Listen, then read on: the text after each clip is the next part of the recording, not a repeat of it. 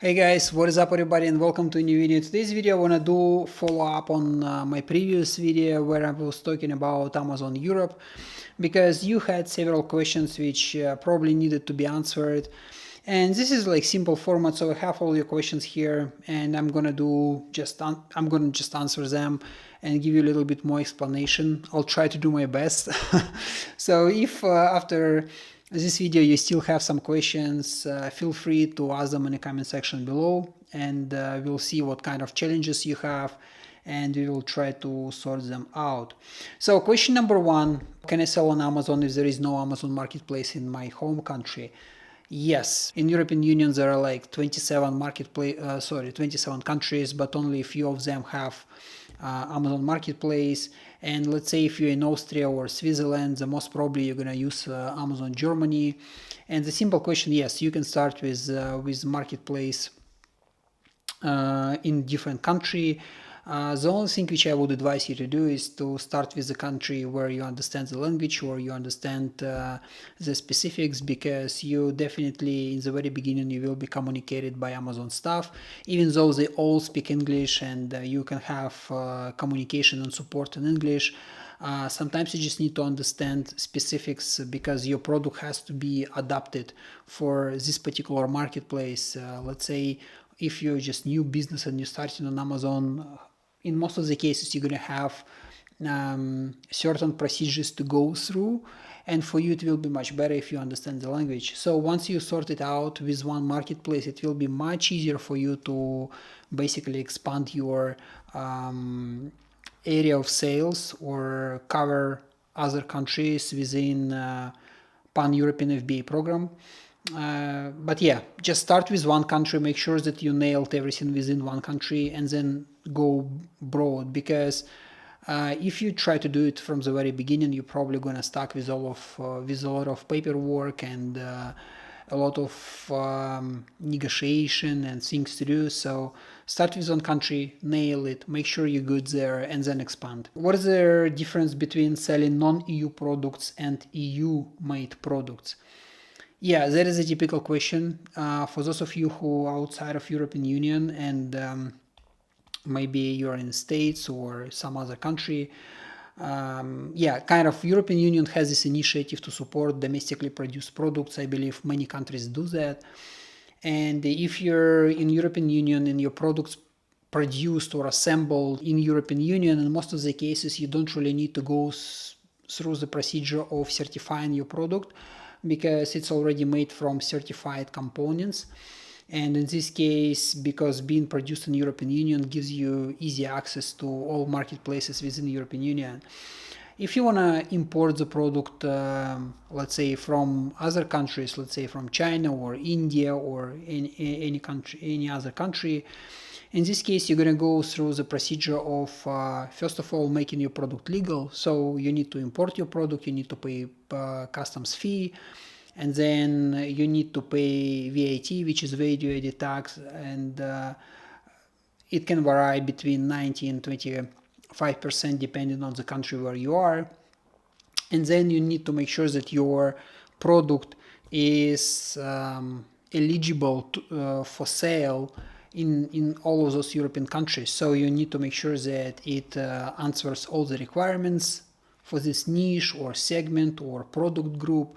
It also answers all their safety regulations and whatsoever. So to be able to do that, your product sometimes needs to have proper testing. So you need to hire a company which will do all the tests for you and then report to the authorities, and then you get kind of like letter of confirmation that your product is good to go. And also in every case you will need to collect all the paperwork from the factory back in China or India or any other country. And sometimes just to file those documents can be a little bit hard and it can take a lot of time. So I would say that if you want to sell within the European Union, make sure that your product's produced within European Union. That will be the easier start for you. Don't try to sell cheaper products from overseas, because you will just, you'll spend a lot of time, energy and effort and also finance just bringing your products in. Any specifics for the product packaging? Yes.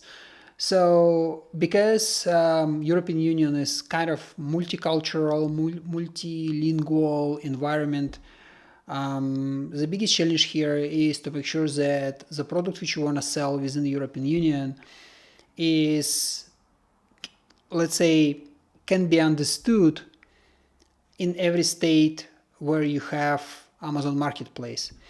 So let's say if you want to sell Germany, France, Italy, in this case your product should be, like, package of your product should be in all of those languages, right? So before you print your package, before you start selling, make sure that you check all the requirements for each country where you want to sell the product.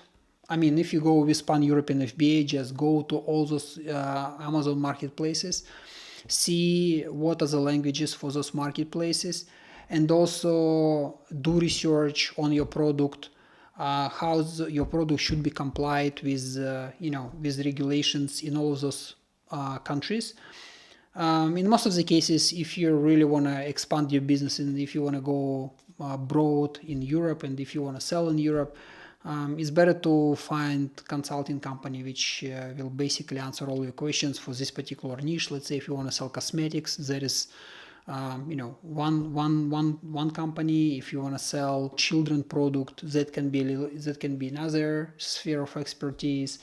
Just find those professionals who will be able to tell you, for this product you need this, and this, and for packaging of your product you have to have those specific marks and symbols. Let's say it's not tested on animals, or it's good for children use, whatsoever. So basically you need to have all of those signs on your package. Packaging is really important because Amazon will definitely ask you to send pictures of the package, like clear, visible image of your package, so they can see if this product answers all the requirements for this particular marketplace. Taxation. It's big deal, I think, not only in Europe but everywhere, and there is one update since my last video which I did. So you have one-stop shop solution, which is basically which was introduced by European Union for e-commerce and online sales, which says that if you sell from your home country to European Union, you can report all the taxes within your home country. So basically you sell cross-border, you report your taxes back in your home country, where in previous times you also need to report taxes in each country, in each state of European Union if you exceed certain threshold. What did not change is that if you use Amazon Pan-FBA program, so in this situation you will basically keep your products within the Amazon warehouses across Europe. So in this case, every country which has Amazon Pan-FBA program, for each of those countries you have to file taxes not only within your home country but also with those countries. And it can be a little bit hard to do on your own. I would not really suggest to do that because all reports have to be filed in local language. So what I would advise to do is to find a company which can do all those filing for you and just go with that company, because that will simplify your life for sure. So if you want to scale, if you want to do Pan-European program, in this case you still need to report your taxes and your sales across all the states which are involved into Pan-European FBA program.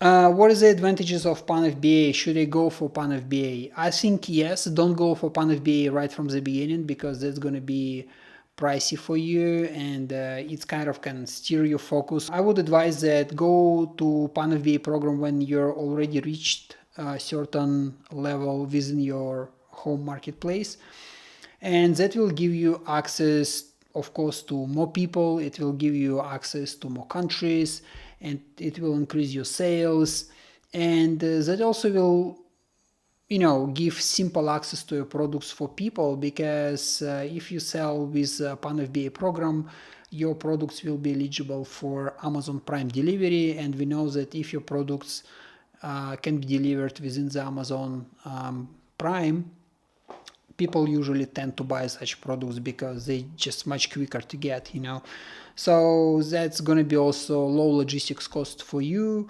And in general, yeah, it's basically advantage, but disadvantage is that you really have to be ready for Pan-FBA. Last question is selling from the UK to Europe and from Europe to the UK. That is a big deal because, as we know, UK left European Union, and basically, if you want to sell to UK, you should to do deal with export-import procedure. I know there are providers which allow you to do it kind of in a simple way because regulations more or less are similar between EU and UK. I could not say for that because what we did in the end of the day, we did not start selling to the UK separately. So what happened is when your product reaches certain sales level, Amazon became interested in this product, and what they do, they just sell this product to Amazon UK as Amazon Europe. So you will see when you go to Amazon and you want to buy your product, or you see your product, Amazon will say that this product is sold by Amazon Europe. So they don't show your name or name of your company.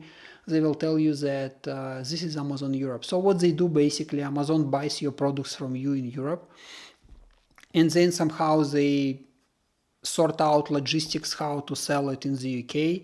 And if you go to Amazon UK, you will see your product being sold there, but seller will be Amazon Europe. And same way it works from UK to Europe. Just don't focus on how to export to UK, don't focus on how to get into this market if you're already selling within the European Union. Just wait until your products start to pick up in sales, and Amazon will handle it for you. I hope it's been helpful. Let me know if you have more questions. Leave them in the comment section below, and I'll see you in the next one. Cheers.